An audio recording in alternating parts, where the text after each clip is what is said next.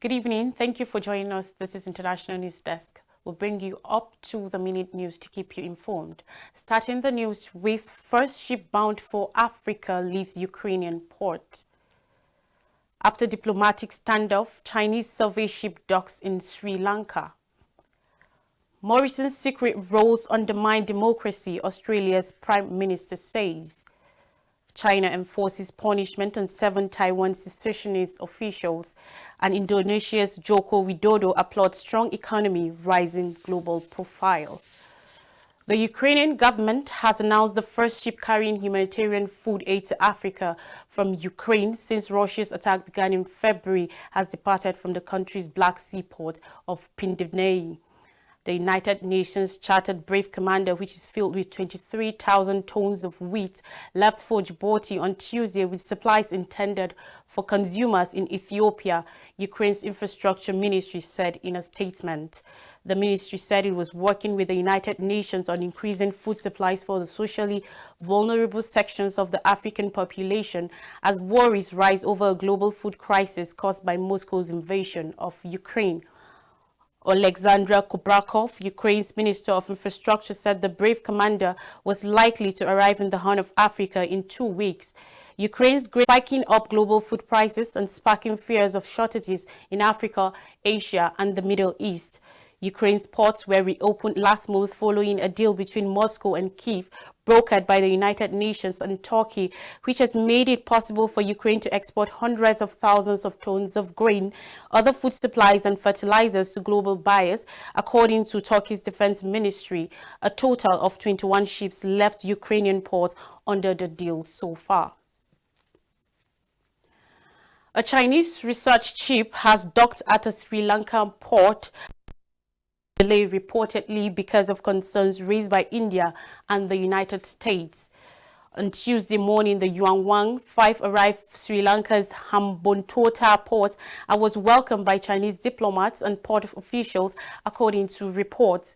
The satellite tracking ship was first planned to reach Hambantota port, a facility built and rented by Chinese companies and located on the southern tip of Sri Lanka on August 11th.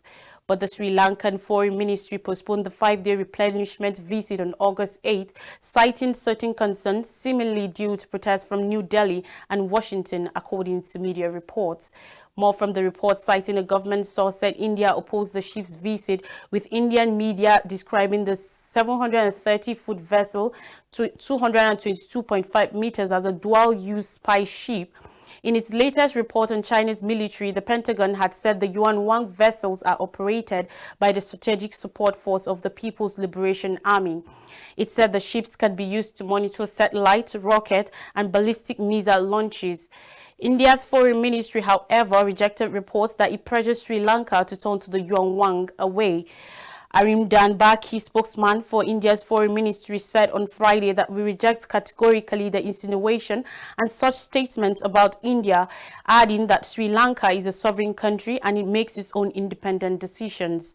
Citing a Sri Lankan government official, reports said a Chinese Navy ship arriving at Hambantota was not strategically significant, but that India and US officials had argued that it will be viewed as Sri Lanka giving special treatment to China, a major creditor, at a time when the country is battling its worst ever economic crisis and trying to renegotiate its international debt.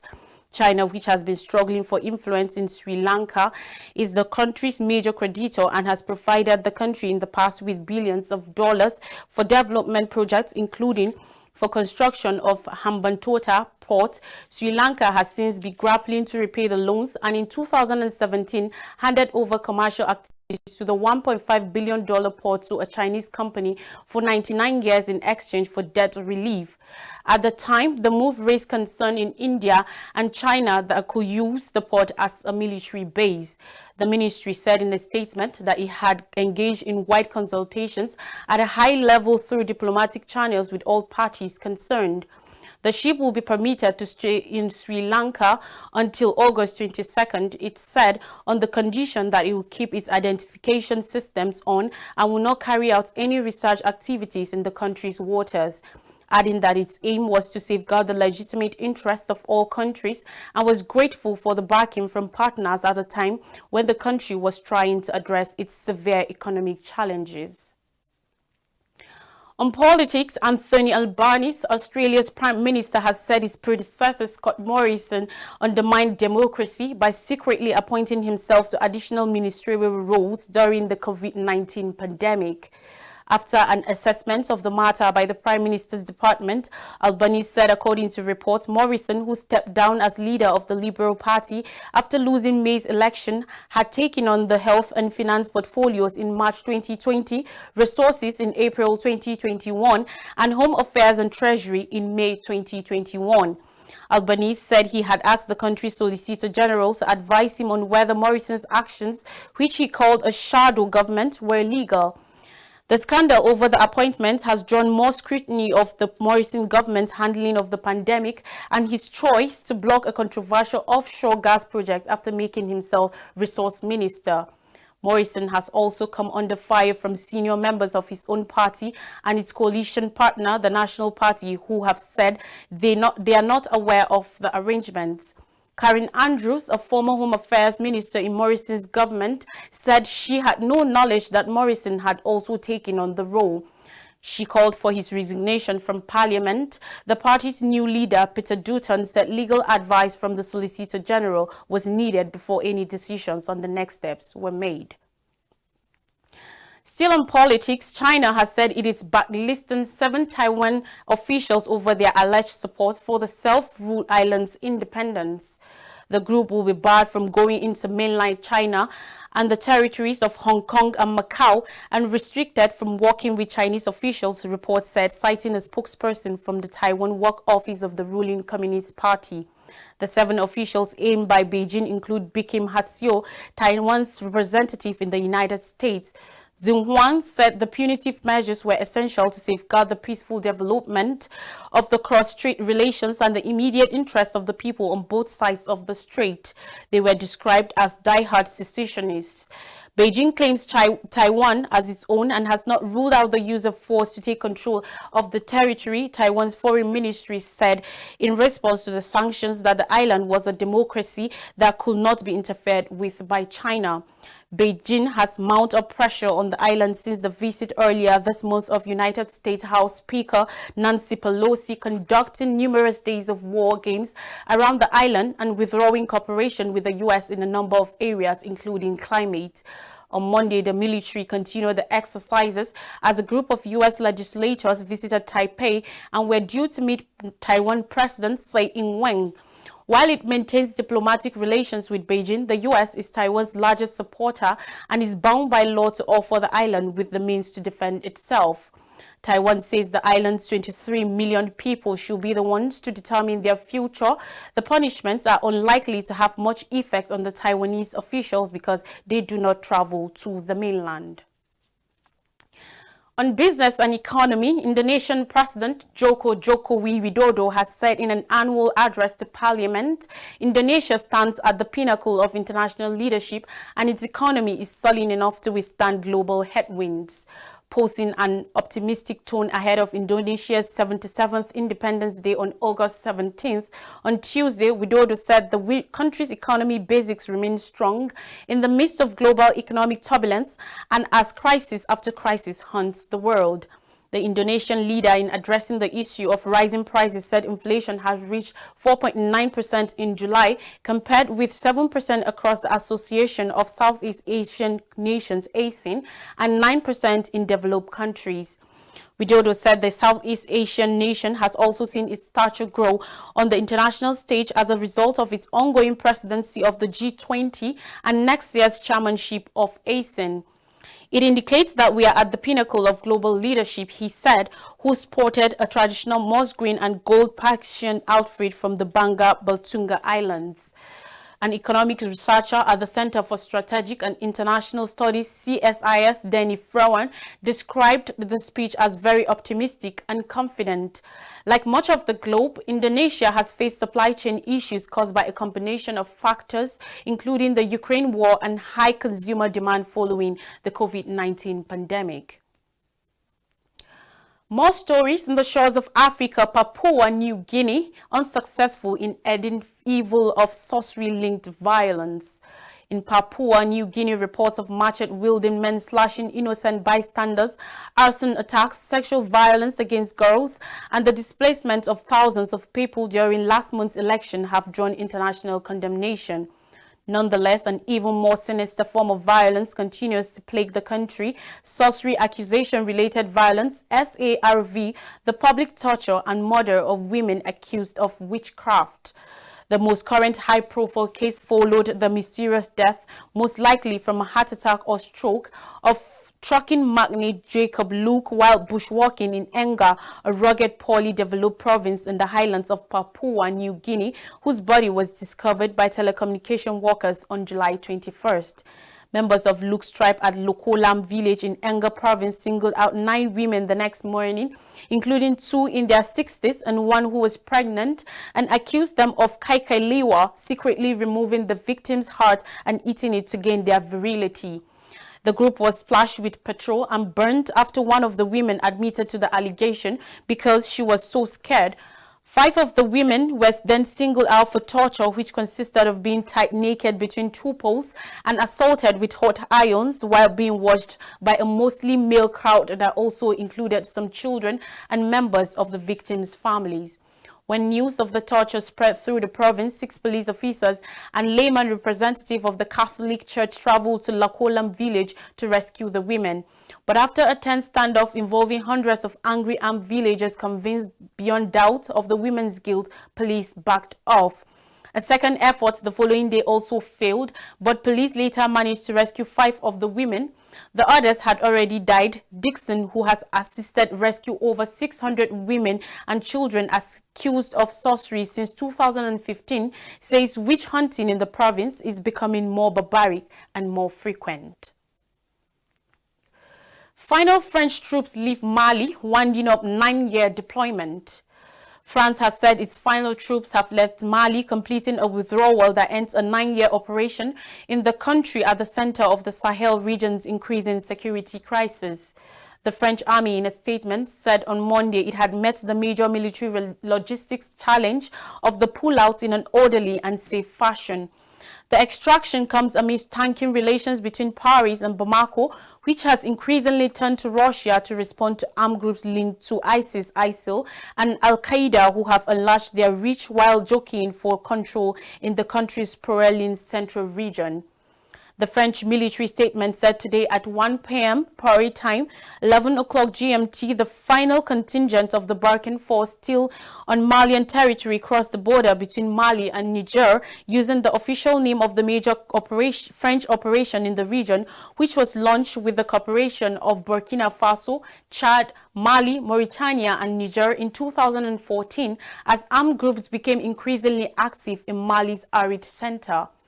France had originally mediated in the country at the request of Bamako in 2013 under Operation Serval to respond to an offensive by the ethnic Tuareg separatist movement, which had allied with an Al-Qaeda affiliate in the country's north. The French presidency, in a statement on Monday, said France remains engaged in the wider Sahel region, in the Gulf of Guinea and the Lake Chad region, with all partners committed to stability and to the fight against terrorism. Niger will now become the hub for French troops in the Sahel, with about 1,000 soldiers based in the capital, Niamey, along with fighter jets, drones, and helicopters. French officials said, according to reports last month, another 300 to 400 will be dispatched for special operations with Niger troops in the border regions with Burkina Faso and Mali. Now, withdrawal of French troops won't change anything, Malians convinced. A segment of Malians is not convinced enough that their country's security element will change after the last French soldiers finished their withdrawal from Mali over 9 years. Somalians believe their country's military can handle the security issues in the West African states. France withdrew from the country in the face of deep hostility after falling out with colonels who seized power nearly 2 years ago. To some, this is the time for the country to navigate ahead its political ambitions, while adding the French troops' withdrawal will not change any dynamic. Burkina originally deployed 3,000 troops, rising to 5,100 troops as its top. The force operates in cooperation with 5 allied countries: Burkina Faso, Chad, Mali, Mauritania, and Niger. On July 1st, Paris declares the end of Takuba, and on Monday, Burkina officially comes to a close. Now out of Mali, France has split its presence in the Sahel, with just 2,500 militaries now remaining in the region. Russia paramilitaries from the controversial Wagner Group later started positioning in Mali at the end of 2021 to shore up its military leaders. On January 9, 2022, the West African bloc ECOWAS enforces an embargo on Mali over the cancelled elections, demanding a return to civilian rule. What next after Kenya's chaotic presidential election? The just-decided Kenyan election has caused mixed reactions following the chaotic declaration of the former Deputy President William Ruto. Ruto swore to work with everyone and admitted that he will not pursue revenge against anyone in his government. Nairobi was silent last night. People in the streets seem hopeful of a better future in spite of violent protests in his defeated rival's strongholds, claims of rigging, and a split in the commission that oversaw the vote. In Kisumu, the stronghold of Kenyan presidential candidate Raila Odinga, angry supporters take to the streets, hurling stones, setting fire to tires and building roadblocks after his rival William Ruto was pronounced the winner of Kenya's close-fought presidential poll. Odinga's campaign alleged the vague electoral offences were committed and that a winner was illegally declared without a minimum of commissioners. Crowds across Kenya burst in jubilation in some places and in anger in others. Odinga supporters shouted "No Raila, no peace" and burned tires in the crowded Nairobi neighborhood of Kibera. As night fell, religious leaders pleaded for calm. Odinga's campaign has 7 days to file a challenge in court, spreading the uncertainty in Kenya, a country of 56 million people that is seen as vital to regional stability. The Supreme Court will have 14 days to rule. This is likely to be the final run for Odinga, a long-time opposition figure who had the backing of outgoing President Uhuru Kenyatta. Kenyatta fell out with his deputy Ruto years ago. Ruto said, according to reports, that the divisions among the electoral commissioners were just a sideshow and posed no threat at all to the legality of the declaration. Ruto, in his acceptance speech, promised a transparent, open democratic government and said people who had acted against his campaign have nothing to fear. There is no room for vengeance. And finally, the evident choice facing the displaced in Democratic Republic of Congo: gunfire or starvation. In Eastern Democratic Republic of Congo, DRC, when fighting broke out close to Furaha Ninzo's home, she fled for her life. Now, weeks later, she says she has a bleak choice: starving to death or going back to our fields to harvest the food and risk getting shot at by the rebels. She is one of hundreds of thousands of people whose lives have been turned upside down since a long-dormant armed group called the M23 resumed fighting last year. Its campaign has stoked both a humanitarian crisis and a tense political shutdown. The DRC accuses its Rwanda neighbor of assisting the militia, an allegation that Kigali denies. According to the United Nations Refugee Agency, the United Nations High Commissioner for Refugees, UNHCR, 200,000 people have fled their homes. Most of the displaced live with families who have taken them in, said Blaise Ngoy, the UNHCR spokesman in North Kivu district, which borders Rwanda and Uganda. The agency itself was taking care of another 4,000 families, he added. The UN's Humanitarian Aid Coordinating Agency, the United Nations Office for the Coordination of Humanitarian Affairs, OCHA, had already recorded 900,000 internally displaced people in the DRC up to the end of June. To refresh our memories, earlier I said first ship bound for Africa leaves Ukrainian port. After diplomatic standoff, Chinese survey ship docks in Sri Lanka. Morrison's secret roles undermine democracy, Australia's Prime Minister says. China enforces punishment on 7 Taiwan secessionist officials. And Indonesia's Joko Widodo applauds strong economy, rising global profile. That's all for international news this evening. Be mindful, be grateful, be positive, be true, be kind. This is according to Roy T. Bennett. Thank you for watching. Goodbye.